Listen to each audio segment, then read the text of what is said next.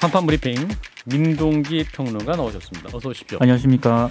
네, 정경심 전 동양대 교수에 대한 대법원 판결 오늘 징역 4년이 확정됐군요. 네, 대법원이 업무방해, 허위 작성 공문서 행사 등의 혐의로 기소된 정경심 전 교수에게 유죄를 선고한 원심을 확정을 했습니다. 예. 쟁점이 됐던 동양대 강사 휴게실 PC의 증거 능력을 1, 2심과 마찬가지로 인정을 했는데요. 검찰은 수사 당시에 강사 휴게실 압수수색하는 과정에서 동양대 조교에게 강사 휴게실 PC를 임의 제출 형식으로 제공을 받았고요. 포렌식 과정에서 정경심 전 교수 측 등을 참여시키질 않았습니다. 예. 그래서 정경심 전 교수 측 변호인이 이런 과정이 위법하다라고 주장을 했는데, 여기에 지난해 11월 대법원 전원합의체가 피의자가 소유하거나 관리한 휴대전화 등을 탐색하거나 복제 출력을 할 때에는 피의자에게 참여권을 보장을 하고 압수한 전자정보 목록을 교부해야 한다, 또 이렇게 판단을 했거든요. 예. 그래서 이 같은 점을 근거로 법조계 일각에서도 이번에 대법원이 강사 휴게실 PC의 증거 능력을 인정하지 않을 수도 있다, 이런 전망을 내놓기도 했는데, 재판부는 정경심 전 교수 측의 주장과 달리 강사 휴게실 PC와 그 안에 담긴 자료가 정 전 교수 소유나 관리에 속한 경우가 아니라고 판단을 했습니다. 강사 휴게실 PC는 동양대가 보관을 하면서 현실적으로 지배 관리했기 때문에 정 전 교수가 이른바 피압수자가 아니다, 이런 취지라고 하는데요. 예. 지난해 전원합의체 판결 주심과 이번 사건 주심 모두 천대엽 대법관입니다. 정경심 전 교수는 딸 조민 씨의 동양대 표창장 등을 위조하고 자녀 입시 과정에 부정한 영향력을 행사한 혐의 등 15개 혐의로 재판에 넘겨졌습니다. 이번 대법원 판단은요, 자녀 입시 비리 혐의로 정경심 전 교수와 함께 별도의 재판을 받고 있는 조국 전 장관의 1심 재판에도 영향을 좀 미칠 것으로 전망이 되고 있는데요. 예. 정경심 전 교수의 법률 대리인인 김칠준 변호사가 오늘 대법원 선고 이후에 기자들을 만났는데, 지금까지 피고인을 변론해 오면서 느낀 마음은 참 불쌍하다였다, 대법원 판단에 안타깝다는 말씀밖에 못 드리겠다, 이런 입장을 밝혔습니다. 이 정경심 전 교수는 오늘 선고로 남은 2년 4개월여 동안 형을 살고요, 2024년에 출소할 것으로 보입니다. 예. 자, 오늘 대법원 판결까지 3심이 종료가 됐습니다. 어떻게 보셨는지 진 작가님부터. 조국 전 장관이 오늘 저녁은 가족이 모여 밥을 같이 먹을 줄 알았으나 헛된 희망이 되고 말았다, 이렇게 올렸는데, 이건 형법학 교수로서의 능력을 의심할 만한 발언이라고 생각합니다. 누구도 이게 무죄가 나올 거라고 생각한 사람 없고, 저 같은 문외한이 봐도 이건 말이 안 된다라는 거죠. 너무나 당연한 거고, 이 사건 가지고 지금 얼마나 나라가 분열되어 있었습니까? 그리고 아직까지도 그들이 허위, 날조한 그 세계 속에서 속아가지고 살고 있는 국민들이 굉장히 많습니다. 이런 가상의 매트릭스를 세우는데 가담했던, 그다음에 적극 참여했던, 또는 그걸 만들어냈던 사람들 반성해야 합니다, 지금. 네, 김성현 소장님. 예, 뭐 사실 이 문제와 관련돼서는 이재명 후보도 그렇고 송영길 대표도 조국의 강을 건너자라고 국민들의 고개를 숙였습니다. 그때부터도 이제 민주당이 하고 있던 생각과 주장과 국민들의 상식이 어긋났다라는 것을 인정했던 대목이라고 생각을 하고요. 법원의 판단도 뭐 여러 문제 중에서 일부 무죄가 있거나 양형이 과하다라는 논란이 있을 수 있지만, 이미 판결 자체가 나온 이상 그 판결을 좀 뭐 존중해야 된다라고 생각을 합니다. 근데 뭐 아까 전에 논평에서도 말씀드렸습니다만, 이것은 이기고 지는 싸움이 아니거든요. 예. 판결이 나왔을 뿐이고, 그것으로 고통받는 조국 교수의 가족들의 입장도 있지만, 어쨌든 이 판결을 기초로 해서 공권력의 적절한 사용, 우리는 또 어떻게 대응했었어야 했는지, 이런 여러 가지 문제들에서 냉철하게 하나씩 좀 돌아볼 시간이지, 이기고 지는 게임은 아니었다고 생각합니다. 예. 관련 이슈는 여기까지 하고요. 예, 2번 이슈로 넘어가겠습니다. TV 토론 문제 진 작가님도 논평을 해주셨는데, 어제 이제 양자 TV 토론 금지 가처분 신청이 받아들여졌죠. 그래서 이제 사자 토론이 금방 이루어질 줄 알았는데, 이게 또 논의가 다른 방향으로 또 가고 있어요. 국민의힘이 오늘 민주당에요, 오늘 31일 국회 혹은 제3의 장소를 잡아서 양자 토론을 개최하자, 이렇게 제안을 했습니다. 예. 법원이 이 정의당하고 국민의당이 낸 양자 TV 토론 방송 금지 가처분 신청을 받아들였기 때문에 곧 사자 토론 형태로 좀 진행이 되지 않겠느냐라는 전망이 나왔었는데, 예. 국민의힘이 방송사 주체가 아니라 별도의 양자 토론을 개최하자고 이제 민주당이 이른바 역제안을 한 겁니다. 네. 국민의힘 TV 토론 실무협상단장이 성일정 의원인데요. 법원의 가처분 취지는 방송사 초청 토론회가 선거에 미치는 영향이 크다는 것이다. 그래서 방송사 초청이 아니라 양자 합의에 의한 토론회 개최는 무방한 것으로 판단한다. 이 기자회견에서 이 같은 입장을 밝혔고요. 다만 그 방송사 주최 사자 토론에 대해서는 법정 토론 횟수를 늘리는 것에 불과하지만 필요하다면 향후 사당이 만나서 의제, 시간, 사회자 등을 협의할 것을 제안한다. 이런 입장을 밝혔습니다. 예. 민주당은 처음에는 윤석열 후보는 법원 판결을 무시하지 말고 성사를 목전에 둔 사자 방송 토론에 먼저 참여 선언을 해주기 바란다. 이렇게 국민의힘 역제안을 거부를 했는데요.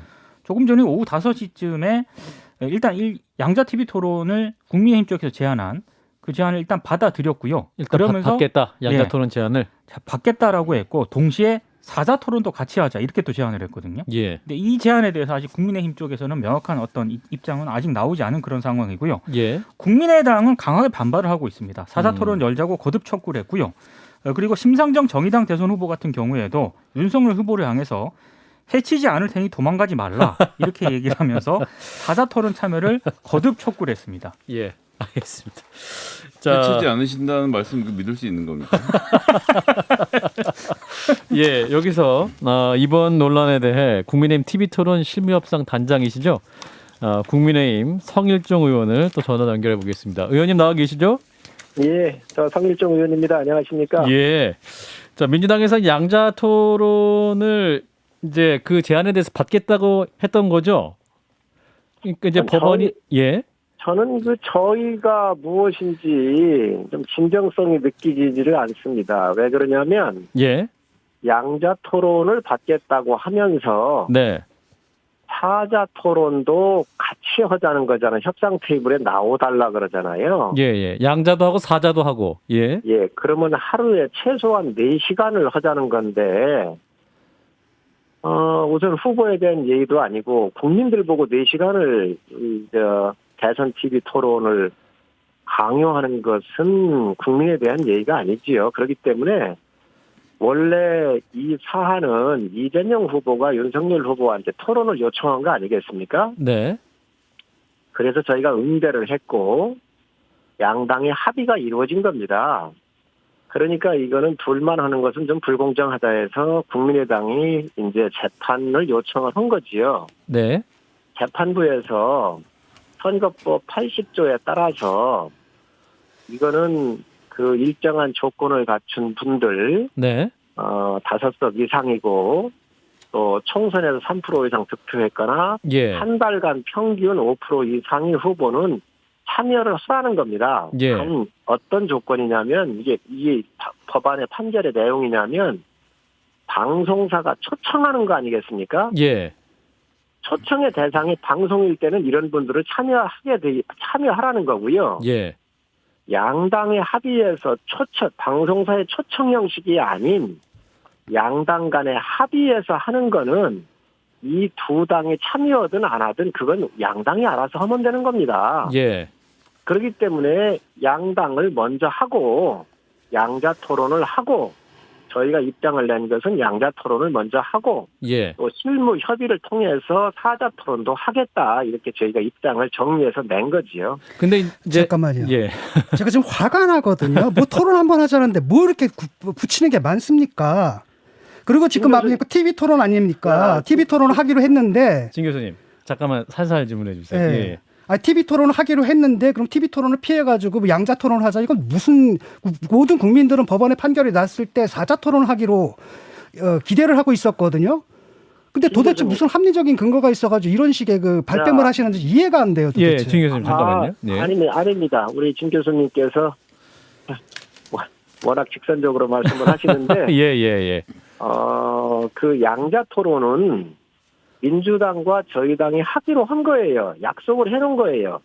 저희가 하면 방송이고 어디고 다 와서 중계하면 됩니다. 그래서 31일 날 7시부터 9시까지 예. 국민 보실 수 있도록 저희가 양자 토론을 하게 되면 모든 방송이 와서 다 그냥 방송하면 됩니다. 또 편성되어 있는 방송 안 와도 되고요. 예. 국민들한테 충분히 보실 수 있게 될 겁니다.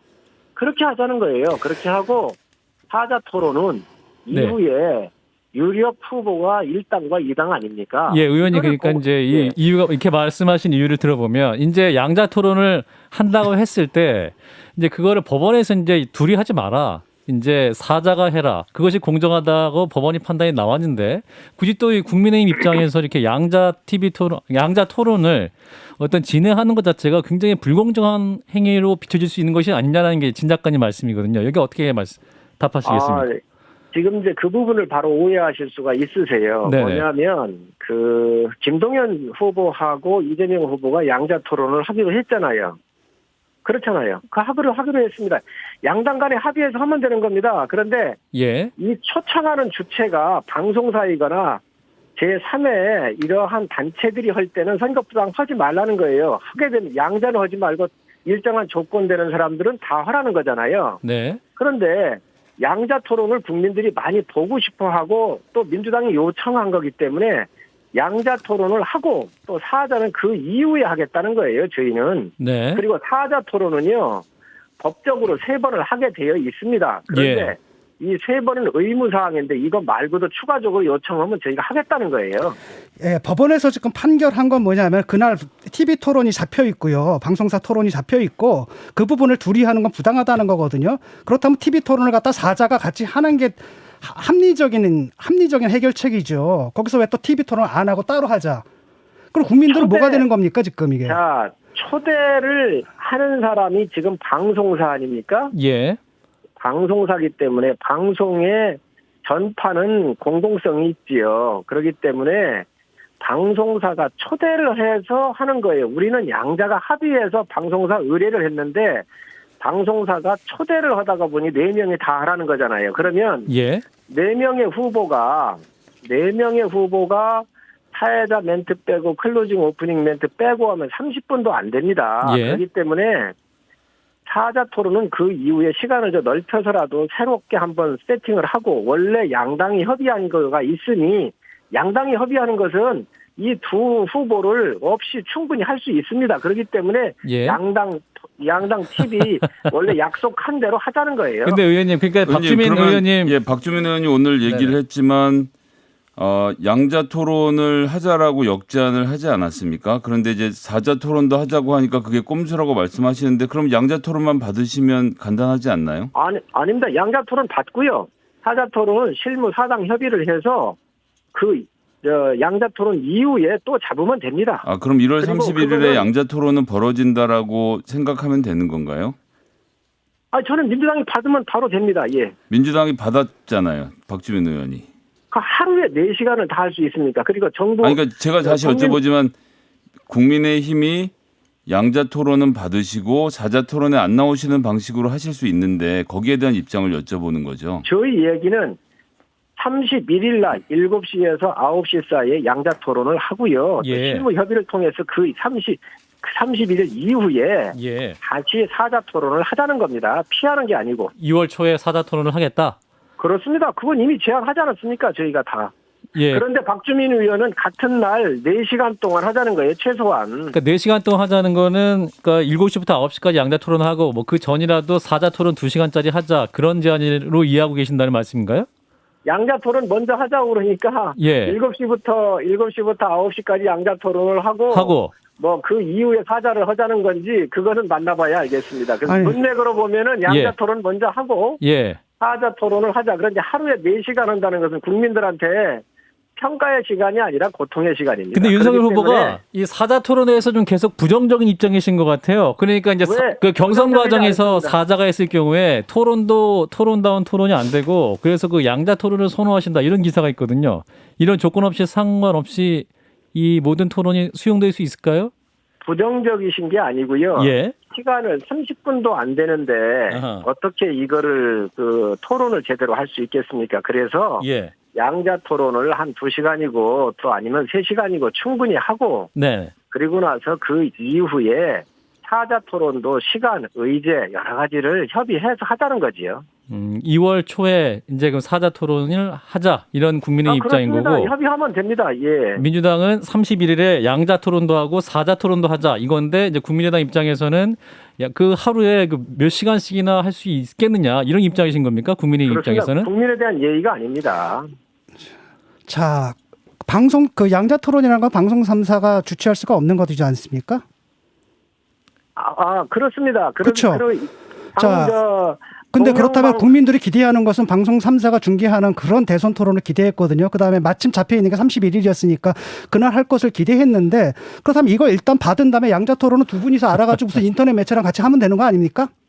아니, 인터넷 매체가 아니고요. 양자 간에 하면 방송 3사가 됐든 종편이 됐든 인터넷 매체가 됐든 와서 다 중계를 하게 될 겁니다. 예. 하고 싶은데 하고 안 하고 싶은데 안 하면 돼요. 예. 그래서 국민이 판단하시고 국민이 보시는 데는 무리가 없다는 거지요. 그렇기 때문에 예. 양자 토론으로 가더라도 국민이 보시고 판단하는 아무 하자가 없으니 예. 양자 토론을 충분히 하고 그리고 예. 나서 협의해서 사자 토론을 하자는 겁니다. 아, 그 토론 한 번 하는데 되게 힘드네 정말.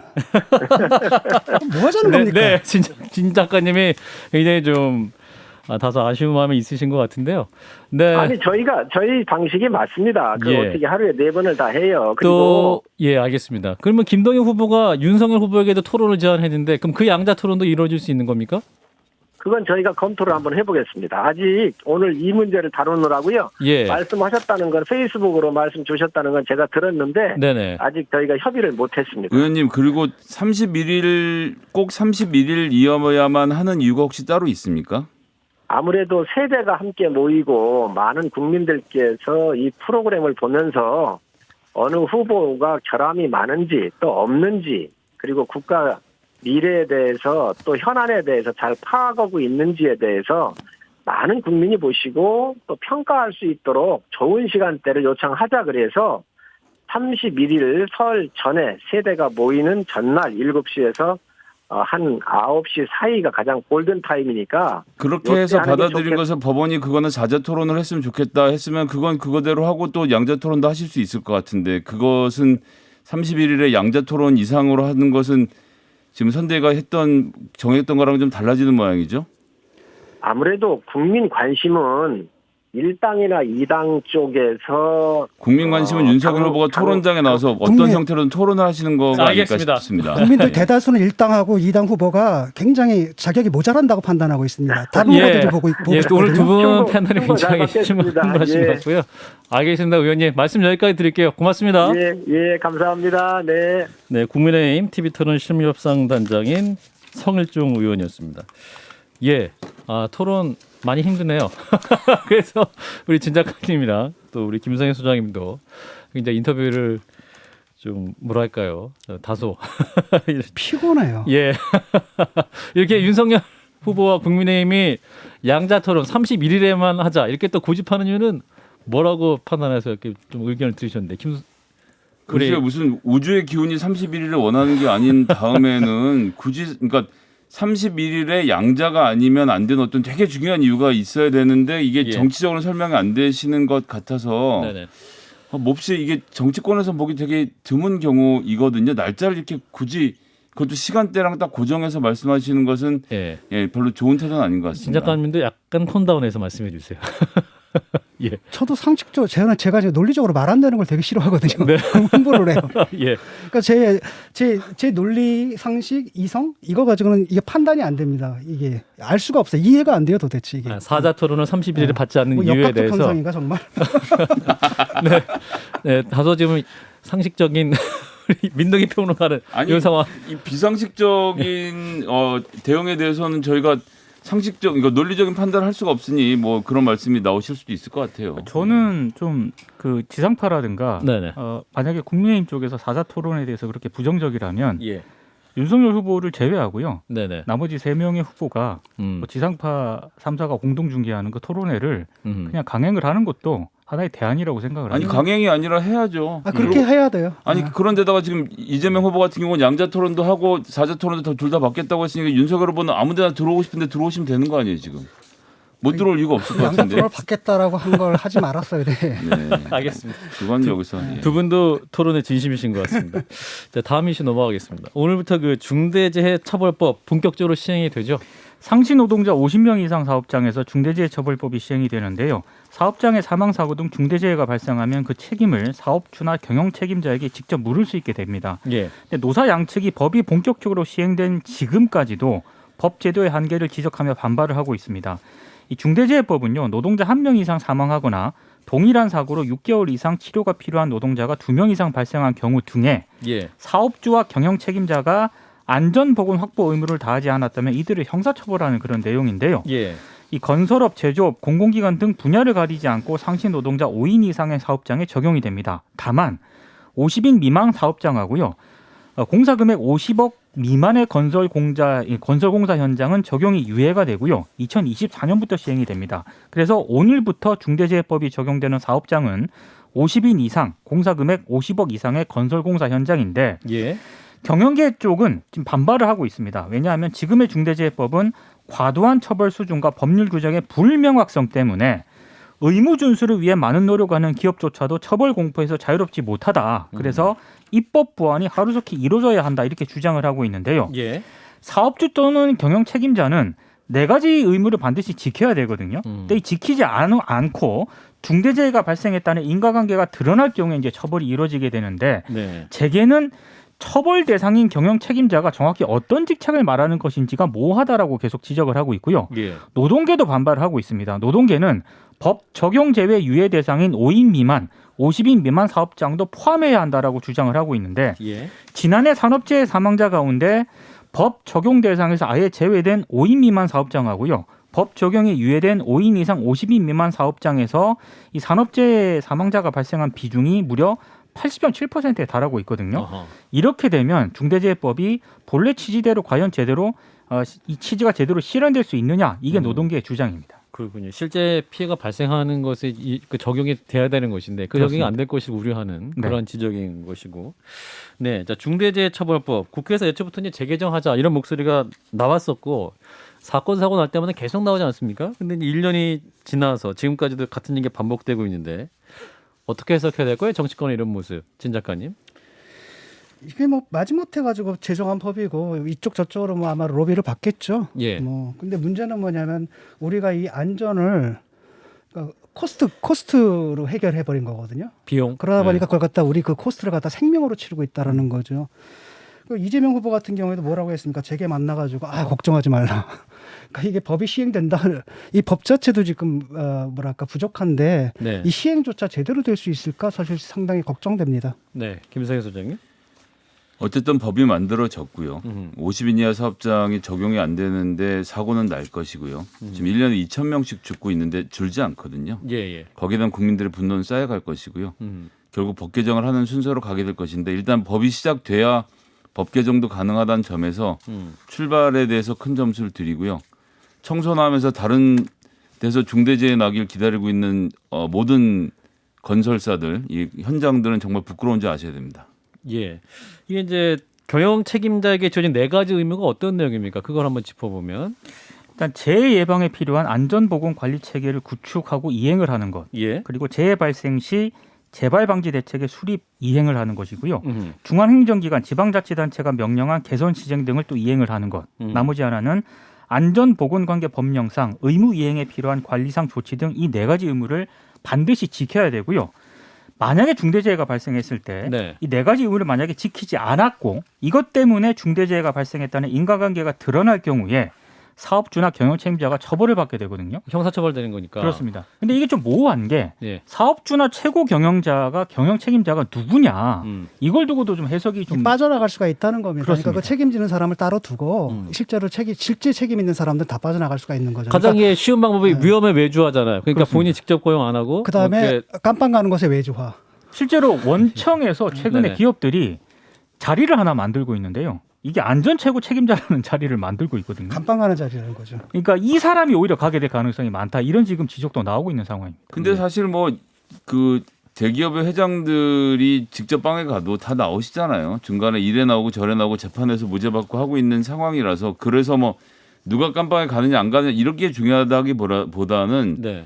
중대재해처벌법이 만들어지고 나서 가장 지금 우리가 신경 써야 될 일은 사실은 근로감독관들입니다. 이게 지금 현장의 근로감독관들이 가서 현장을 둘러다 보고 이 산업안전관리관도 마찬가지고 이 관리관들이 현장을 더 많이 둘러보면 되는데 이러려면 더 많은 공무원을 채용하고 더 많은 감시를 해야 되거든요. 근데 예. 이것이 공무원들을 고용한다는 측면에서 또 야당에서 반대가 많이 있어 왔어요. 예. 우리가 근데 줄일 공무원의 숫자는 생각해야 되지만 이렇게 현장에서 우리 안전을 책임지는 현장 관리 직종들 이런 관리관들의 숫자를 좀 대폭 늘리는 것이 법 이상으로 중요하다는 말씀도 꼭 좀 드리고 싶습니다. 진 작가님. 위험에 외주화라 그러죠. 우리가 돈으로 지불해야 될 것을 돈으로 지불하지 않고 생명으로 지불하는 거거든요. 근데 예, 예. 그것으로 돈을 버는 사람들이 있고 생명을 바치는 사람들이 있는 겁니다. 네. 나눠져 있고 그 생명을 바치는 사람들은 대개는 못 가진 사람들이래요. 그리고 특히 또 그 산업재해 일어난 걸 보게 되면은 그 외국인 노동자들의 비율이 엄청 높습니다. 비정규직 노동자도 그렇죠. 많이 있으시고. 이런 거 막아야 되거든요. 그래서 네. 이런 걸 가지고 재계에서도 이제 이런 방식으로 코스트 다운하는 거 좀 벗어났으면 좋겠거든요. 그러니까 논의의 중심이 어떻게 누구를 처벌할 것인가 이게 그런 그게 아니라 아니거든요. 또 노동 환경 개선과 안전을 강화시키는 방향으로 가야 되는 건데 서로 좀 오해하고 있는 것 그래서 같아요. 지금 주요 건설사들이 이 처벌 1호 대상이 되지 않기 위해서 예. 오늘 현장 건설 공사를 뭐 중단한다거나 중단한다 뭐 이런 거. 휴무에 들어가거나 아하. 또 이런 상황이 벌어지고 있거든요. 예. 그러니까 지금 굉장히 좀 나쁜 쪽으로 지금 현장 상황이 진행이 되고 있는 것 같습니다. 네, 이 법의 취지는 전혀 다른 방향인데 이것이 오히려 또 현장에서 이상하게 또 반영이 된 이러한 또 현상을 보고 있는. 근데 그렇게 되지만 공수처 설치하고 나서 저거 뭐 저 따위로 돌아가냐고 하지만 1, 2년 지나면 또 제대로 돌아가거든요. 법이라는 것도 처음에 만들어서 삐그덕 되긴 하지만 예. 결국 기업들이 안전에 대한 코스트를 생각하고 비용을 넣고 그것들이 하청 단가에다 들어가서 운영될 수밖에 없게 되기 때문에 저는 긍정적으로 보고 있습니다. 예, 저도 긍정적으로 봅니다. 네. 또 이 법이 또 어떻게 잘 적용될 수 있을지 봐야겠군요. 이제 민동기 평론가였습니다. 고맙습니다. 고맙습니다.